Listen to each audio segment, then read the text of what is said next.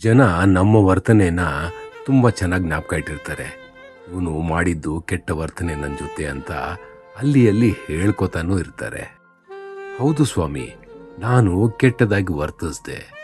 ಆದರೆ ಆ ವರ್ತನೆಗೆ ಕಾರಣ ಏನು? ಅದನ್ನ ಸ್ವಲ್ಪ ಆದರೂ ಯೋಚನೆ ಮಾಡಿದ್ದೀರಾ?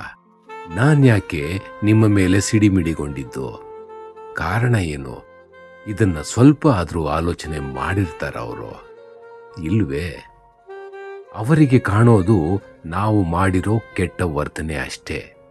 ಇದು ಅವರು ಮಾಡಿದ್ದಕ್ಕೆ ನಾವು ಅವರಿಗೆ ತಿರುಗೇಟಾಗಿ ಮಾತಾಡಿರೋದು. ಅದನ್ನ ಅವರು ಅರ್ಥ ಮಾಡ್ಕೊಳ್ಳಲ್ಲ.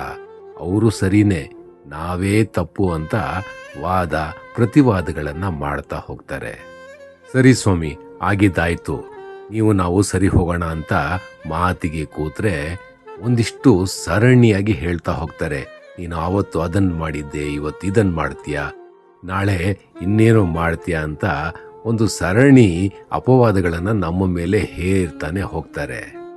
ಇಲ್ಲಿ ನಾನು ಸರಿನಾ ಅಥವಾ ನೀನೇ ಸರಿನಾ ಅಂತ ಹುಡುಕಕ್ಕೆ ಹೋದ್ರೆ ಯಾವತ್ತೂ ಈ ಜಗಳಕ್ಕೆ ಅಂತ್ಯ ಕಾಣಕ್ಕೆ ಸಾಧ್ಯನೇ ಇಲ್ಲ ಕಣ್ರಿ. ಈ ಜಗಳ ನಡೆಯಕ್ಕೆ ಅವರ ಆಕ್ಷನ್ನೇ ಅಲ್ವಾ ಕಾರಣ? ಹೌದು, ಅವರ ಆಕ್ಷನ್ಗೆ ನಾವು ರಿಯಾಕ್ಟ್ ಮಾಡಿದ್ದೀವಿ, ಆದರೆ ನಾವು ಕೆಟ್ಟವರು. ಬಹುತೇಕ ಜನರು ಈ ಪ್ರಾಬ್ಲಮ್ನ ಫೇಸ್ ಮಾಡಬೇಕಾಗಿ ಬರುತ್ತೆ. ಯಾಕಂದರೆ ಇದರ ಹಿಂದೆ ಒಂದು ಸೀಕ್ರೆಟ್ ಇದೆ. ಹೌದು, ಏನಂದರೆ ಇವಾಗ ನಾವು ಏನೋ ಒಂದು ಯಾರೋ ಒಬ್ಬರನ್ನ ಮಾತಾಡ್ಬಿಟ್ಟಿರ್ತೀವಿ, ಆದರೆ ಆ ಮಾತು ನಮ್ಮ ಮನಸ್ಸಿಗೆ ನಾಟೋದೇ ಇಲ್ಲ. ನಾವು ಅವ್ರನ್ನ ಹೀಗೆ ಅಂದುಬಿಟ್ವಿ ಅಲ್ಲ ಅನ್ನೋ ಒಂದು ಫೀಲ್ ಕೂಡ ಬರಲ್ಲ ನಮಗೆ. ಯಾಕೆ ಹೇಳಿ? ಅವ್ರನ್ನ ಅಷ್ಟಕ್ಕಷ್ಟೇ, ಅವ್ರನ್ನ ನಾವು ಜೀವನದಲ್ಲಿ ತುಂಬ ಹತ್ರಕ್ಕೇನೋ ತಗೊಂಡಿರಲ್ಲ. ಎಲ್ಲೋ ಒಂದು ವಾರ್ತಾಲಾಪ ಆಗುತ್ತೆ, ಅವ್ರ ಜೊತೆ ಮಾತುಕತೆ ನಡೀತದೆ, ಅದರಲ್ಲಿ ಯಾವುದೋ ಡಿಫ್ರೆನ್ಸ್ ಆಫ್ ಒಪಿನಿಯನ್ ಬಂದು ನಾವು ಅವ್ರನ್ನ ದೂರ ಬಿಡ್ತೀವಿ ಅಥವಾ ಅವರು ನಮ್ಮನ್ನು ದೂರ ಬಿಡ್ತಾರೆ. ಎಲ್ಲೋ ಒಂದು ಫ್ರಿಕ್ಷನ್ ಶುರು ಆಗುತ್ತೆ, ಅದು ಜಗಳಕ್ಕೆ ತಗೊಂಡು ಹೋಗಿ ಬಿಡತ್ತೆ.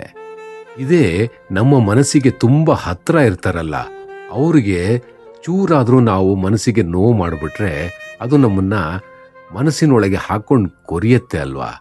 ಹೌದು, ನಾವು ಮಾಡಿದ ತಪ್ಪು ನಮಗಂತೂ ಪಕ್ಕಾ ಅರಿವಾಗತ್ತೆ.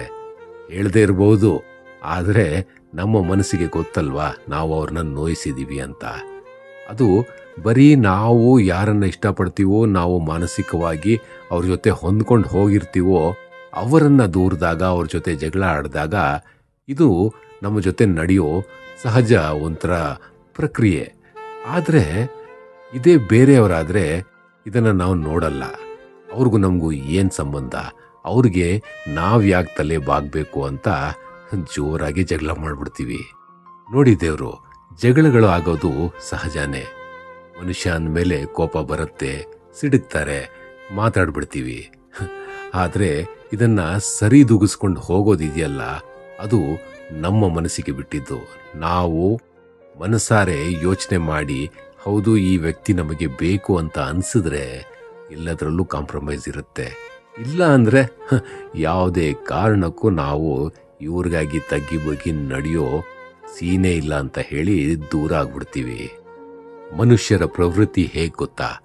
ಒಂದು ಇರುವೆ ನಮ್ಮನ್ನ ಕಚ್ಚಿದ್ರೆ ಅದನ್ನ ವರ್ಷಗಟ್ಟಲೆ ಜ್ಞಾಪಕ ಇಟ್ಟಿರ್ತೀವಿ. ಆವತ್ತು ಒಂದು ದಿನ ಆ ಇರುವೆ ನನ್ನ ಬಂದು ತುಂಬ ಜೋರಾಗಿ ಕಚ್ಚಿಬಿಡ್ತು, ಆ ನೋವು ತಡೆಯೋಕ್ಕೆ ಆಗಿಲ್ಲ ಅಂತ ಎಷ್ಟು ಕ್ಲೀನಾಗಿ ಯೋಚನೆ ಮಾಡಿ ಹೇಳ್ತೀವಿ. ಆದರೆ ಇದೇ ಎಷ್ಟೋ ಇರುವೆಗಳು ನಮ್ಮ ಕಾಲ ಕೆಳಗೆ ನಾವು ತುಳಿದು ಬಿಟ್ಟಿರ್ತೀವಿ, ಸಾಯಿಸಿರ್ತೀವಿ, ಆದರೆ ಯಾವ ಇರುವೆನೂ ನಮ್ಗೆ ಜ್ಞಾಪಕಕ್ಕೂ ಬರಲ್ಲ. ಇದೇ ರೀತಿ ಕಣ್ರಿ, ಅವರ ತಪ್ಪನ್ನ ಮಾತ್ರ ಜನ ಯಾವತ್ತಿಗೂ ಹೊರಗಾಕಲ್ಲ, ಬೇರೆಯವರ ತಪ್ಪನ್ನ ಮಾತ್ರ ಬೆಟ್ಟು ಮಾಡಿ ತೋರಿಸ್ತಾರೆ. ಇದೇ ಸತ್ತ ಇರುವೆಗಳು ಎಷ್ಟು ಶಾಪ ಹಾಕಿರ್ತದೆ. ನಾವು ಕೂಡ ಒಮ್ಮೊಮ್ಮೆ ಈ ಸತ್ತ ಇರುವೆಗಳ ಥರ ಆಗ್ಬಿಡ್ತೀವಿ. ಏನು ಮಾಡೋಕ್ಕಾಗಲ್ಲ, ಬರ್ತಾರೆ, ತುಳಿತಾರೆ, ಹೋಗ್ತಾರೆ. ನಮ್ಮ ಮೇಲೆ ಒಂಚೂರು ಸೆಂಟಿಮೆಂಟ್ ಇರಲ್ಲ ಅವರಿಗೆ. ಏನು ಮಾಡ್ತೀರಾ ಹೇಳಿ? ಸಹಿಸ್ಕೊಂಡು ಹೋಗ್ಬೇಕಾಗಿ ಬರುತ್ತೆ. ಒಂದಿಷ್ಟು ಸನ್ನಿವೇಶಗಳಲ್ಲಿ ಸಂಬಂಧಗಳನ್ನ ಉಳಿಸ್ಕೊಳ್ಳೋದಕ್ಕಾಗಿ ಸಹಿಸ್ಕೊಂಡು ಹೋಗ್ಬೇಕಾಗಿ ಬರುತ್ತೆ. ಆ ಸಂಬಂಧವೇ ನಮಗೆ ಬೇಡ ಅಂದರೆ ದೊಂಬಿ ಮಾಡ್ತೀವಿ. ನಿಜ ಅಲ್ವಾ?